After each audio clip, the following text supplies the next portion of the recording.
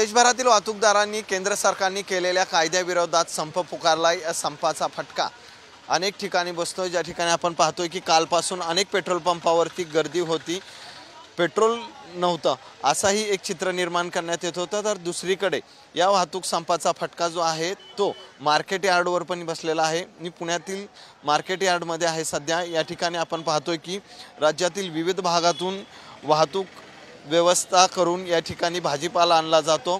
जवळपास 10 ते 20% परिणाम जो आहे तो या वाहतुकीचा बसलेला आहे।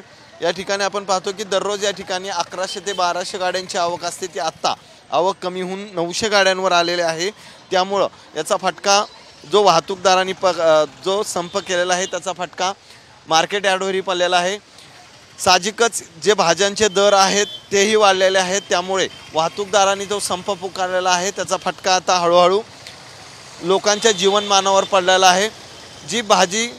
जो भाजीपाला 30-40 रुपयांनी मिळत होता तो आता पुढे 10-20 रुपयांनी वाढल्याचे या ठिकाणी व्यापाऱ्यांकडून सांगण्यात येते। त्यामुळे वाहतूकदारांनी जो संप पुकारलेला आहे त्या संपाचा फटका पुण्यातील भाजी मंडई आणि मार्केटवरही पडलेला आपल्याला पाहायला मिळतोय। कॅमेरामन किरणसह सचिन जाधव, साम टीव्ही न्यूज, पुणे।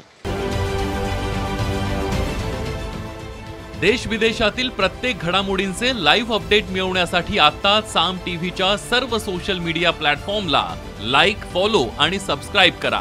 तसंच सर्व नोटिफिकेशनसाठी बेल आयकॉन प्रेस करायला विसरू नका।